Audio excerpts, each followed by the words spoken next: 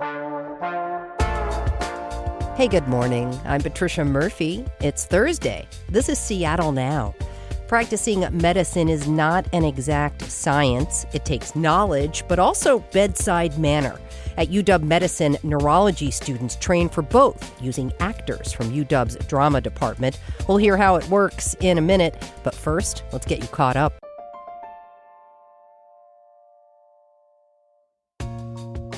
There could be some big decisions this afternoon regarding the future of light rail. The Sound Transit Board is likely to vote on what they will and won't build over the next few decades. The agency is facing a $35 billion shortfall, and Sound Transit is considering delaying some projects or ending them altogether. Those include the Ballard Extension and planned stations in South Seattle and Tukwila. Today's board meeting begins at 1:30. You can watch it live on Zoom. Boeing says it now has federal approval to start building 737 MAX planes at a rate of 47 a month. The company has been capped since January 2024 after a door plug blew out mid-flight. The company was initially limited to building 38 planes a month in order to focus on safety. CEO Kelly Ortberg told the Seattle Times Boeing's long-term goal is to build 63 MAX planes a month. That will require a production line in Everett, which is scheduled to open this summer. And just in time for the World Cup, downtown Seattle's Westlake Park is reopening today. It's been closed for the last 8 months for a multi-million-dollar renovation. Crews removed a defunct fountain, planted trees, and added Wi-Fi, among other upgrades. City officials are planning an opening celebration at 5 this evening with live music. We're back with more headlines on tonight's episode of Seattle Now.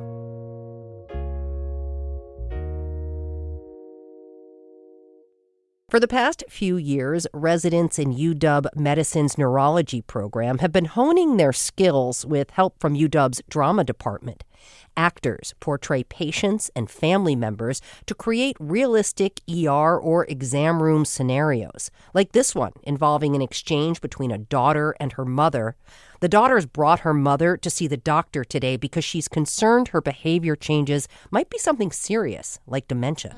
I have to go grocery shopping with you now because she would go by herself and she'd come home with all these things we didn't need and like nothing that was actually on the list. So now I'm going grocery shopping, which is fine. I don't mind going grocery shopping. It's fine. I always buy things you like. Well, yeah, but we need the things on the list. Before actors Bella and Mariana work with neurology residents, they practice. In this case, UW Medicine neurology professor Wolfgang Muhlhofer offers pointers to help the scenes feel more realistic. Quick time out here. One thing I learned, it's excellent. I love it.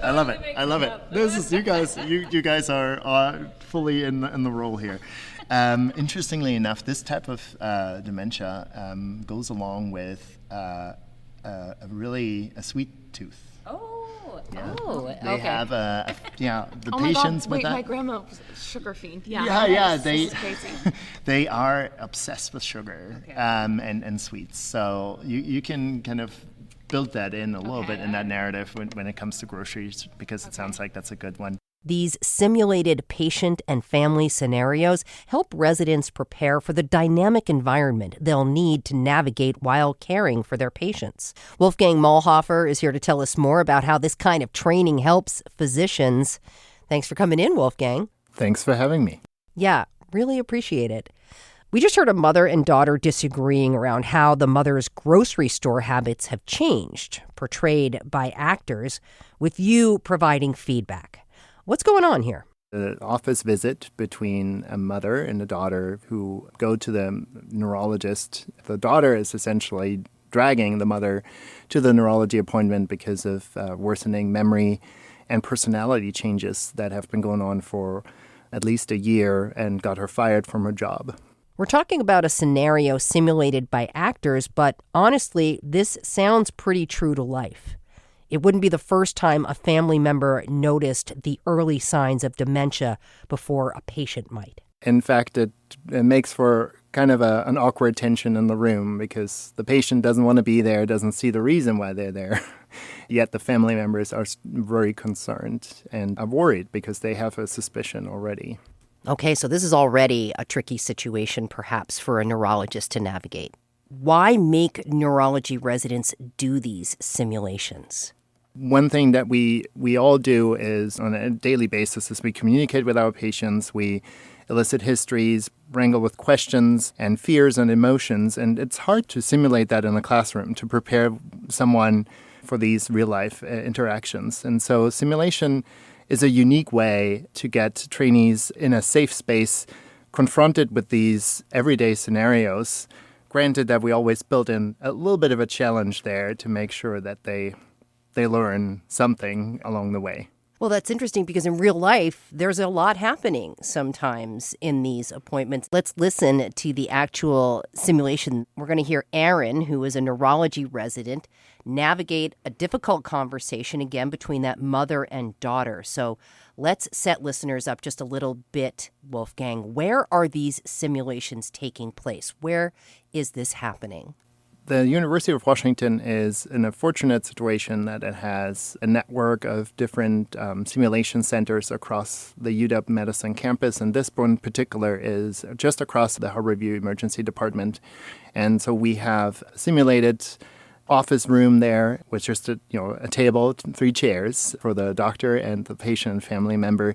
And then surrounded, we have a group of residents that are observing, including also 2 attending physicians who are working with patients with dementia, who see these patients on a regular basis. We call them content experts. And then myself, who is trying to be the narrator and kind of introduce them into the scenario, and then the fly on the wall, and then later on talking them through the debriefing part. All right, well, let's listen to this little clip of this scenario. You just mentioned 7 tests or a parade of tests. Yeah. I don't know. I mean, are they all necessary? I believe so. Sometimes when someone comes in and there's an issue, we say, hey, let's do one thing, and then we'll see you back in a few months, and then we'll do another. I think because of what I'm seeing with your thinking, and there's almost nothing more important to us than our mind. It makes us who we are. I don't want to wait too long to try to get a better answer for this. So I don't think any of these tests are too early or not a good idea right now. That is a difficult message to deliver, and also a really important moment between a patient and a doctor. He is setting the tone for this patient and probably the entire experience in this moment. Absolutely, and I'm always very proud of seeing our trainees handling these situations as masterful as they do. To see him use words that are relatable and easy to understand, and then at the same time convey serious concerns, right, without necessarily frightening the patient or excessively worrying them. That's a very artful way of communication. And so really having someone observe and give them that feedback is a unique situation. And I want to say the residents learn from each other. They never have a time to sit next to each other and see how they approach these kind of scenarios. And more than often than not, I hear, hey, the way you phrase this, the way you kind of approach this is something I'm going to take into my practice. So learning from each other is another component here. I'm curious, what was hard about connecting the neurology and drama departments? Was there anybody who needed extra convincing that this was a good idea? When I first started this program almost 4 years ago now, it was clear that we needed real-life simulated patients and patient actors to make this work. A lot of neurology is based on history taking and exam, and you can't really simulate that well on a plastic mannequin. And frankly, at the beginning, I was either ghosted or there was a fair amount of faculty that was saying, yeah, this is a great idea, but what can you offer our students? They didn't feel like this should be just a charitable thing to do because it's their profession.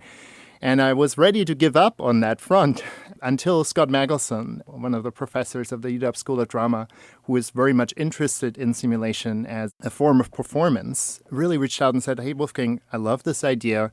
Let's make this work. Let's create coursework and give them credit. That was my door in. From there on, it was not really hard to recruit. It's a good gig. It's a good gig. They learn a little bit, right, about some specialized acting they may be called on in the future. You're absolutely right. When we were examining this from a research perspective, and we did follow-up questionnaires or surveys and asked all participants over the last 3 years how they actually apply some of the skills that they actually learned in these scenarios. And it was interesting to see because obviously from my end as a physician, I was very much interested to see that our residents would actually take something away from these scenarios. And over 80%, in fact, found themselves reminded of simulated scenarios in their everyday clinical work. So they are drawing from these experiences, they're drawing from the lessons learned. On the drama student side, about 60% said we are drawing from some skill set that we refined or discovered by doing this sort of semi-improv. So I thought it was really interesting to see that long-term impact of this 1 hour or 2 hour encounter between the two groups. Now that you're doing simulations this way with actual actors, what do you think may have been missing before that you're gaining from this? You cannot teach those soft skills. You cannot refine the way how you sit down and interact, how you engage with a patient or family member. On a plastic mannequin that gets a voice from someone through a microphone in another room. The biggest piece of joy for me is to see when residents really engage in the simulation and they forget everything around them and they're there. So I truly believe that we are building a much different form of emotional connection to the lessons learned that way. And communication is a lot different than knowledge, you know? Yeah, absolutely. And some people can have a lot of knowledge and can be book smart. That doesn't make them necessarily the best doctors. You're absolutely right. Well, after the exercise, practicing neurologists, as we talked about, offer feedback for the residents. And the docs had some notes about his early diagnosis, but Aaron scored pretty high on his bedside manner. Let's listen. Michael, do you have any other kind of feedback for Aaron? I think you did a great job. Obviously, there was some differences in perception of how you're doing compared to your daughter, and you were able to negotiate that okay and not offend the patient, which is a good thing to be able to do. Yeah. It's wild because doctors are there to treat patients, but they also have to involve families. I mean, that is a very complicated scenario to have to navigate. A lot of what is happening in the room is actually subtext. It's really astonishing how well the drama students can convey this in a relatively short period of time. And our residents very much feel this and wrangle with it. You also got a little taste, too, because the docs had a disagreement about the diagnosis and the path forward, which was also pretty revealing. Now, Wolfgang, before I let you go, practicing medicine is not an exact science. So let's talk briefly about how this really helps with patient outcomes. It's going to be hard to measure that outcome, but frankly, if the residents are more confident and overall just more aware about themselves, their words that they choose, and how they phrase certain things, then it will be worth for every patient encounter they will have from there on. Yeah. UW Neurology Professor Wolfgang Muhlhofer, really appreciate you taking the time. Thanks. Thank you so much for having me. Thanks for listening to Seattle Now. Today's episode was produced by Brooklyn Jamerson Flowers. It was edited by Caroline Chamberlain Gomez. Our production team also includes Andy Hurst, Vaughn Jones, and Paige Browning. Greg Kramer does our theme music. Seattle Now and KUOW Public Radio are members of the NPR network. I'm Patricia Murphy. Talk to you tonight for Evening Headlines.